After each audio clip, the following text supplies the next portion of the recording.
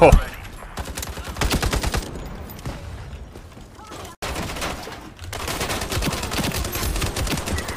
Mouse pad! Oh! Ah!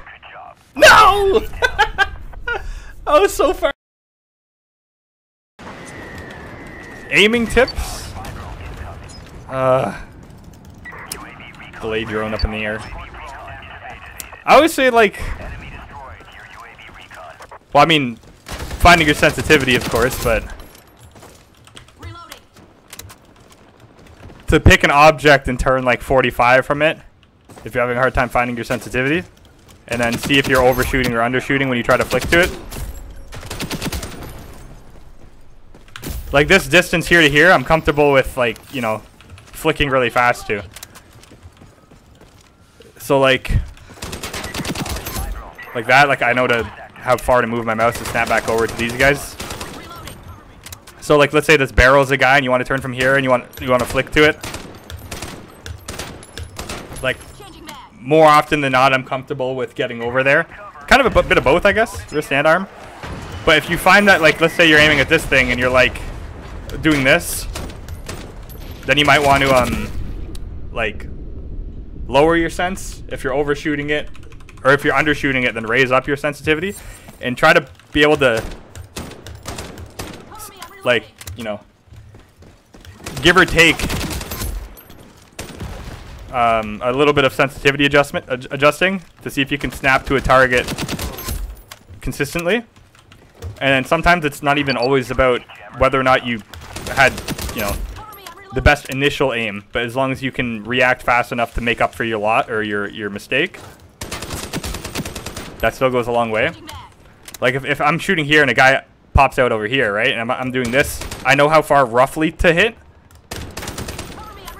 but I'm still probably gonna have to make a micro adjustment. So I can usually micro adjust, like if, like, before a normal person would do this, right?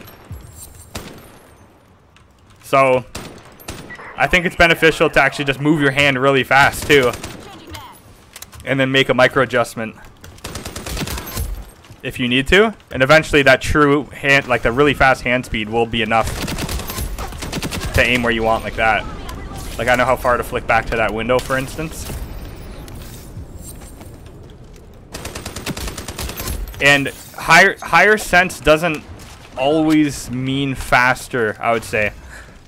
I have to play slower when I'm on higher sense, to be honest, because it comes down to hand speed too. So if I'm on a really high sense and someone's behind me, like let's say they're coming from in here and I'm here, on a really high sense, I might actually have to move my hand slow because I'm not sure how far I actually need to adjust. But with the sensitivity I'm on now, I can like move my hand really fast to get there. So like that. When on a higher sense, I do too much overshooting and undershooting, and it'd be kind of all over the place. So I actually had to slow down my hand speed to get from point A to point B. When here, I can actually keep my, like, you know, my hand speed really fast to get to different positions. So that's why I say, like, pick an object and, like, look away from it, like, between 90 and 45 degrees or so, and see if you can flick to it consistently. And if you're, like, out of 10 flicks, if you overshot 7 times, then lower it, and if you overshot, or if you undershot, then raise up your sense. And practice on the bots in the gun range. So that's it. That's a good one. But I always give that little tip for sensitivity.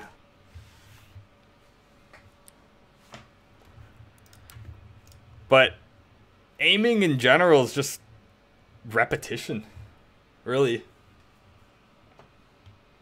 Like, the odds of someone who's played thousands of hours of shooters versus someone that's just played hundreds of hours of, you know, fast-paced shooters, like that repetition and muscle memory is going to be there for the guy that played more, right?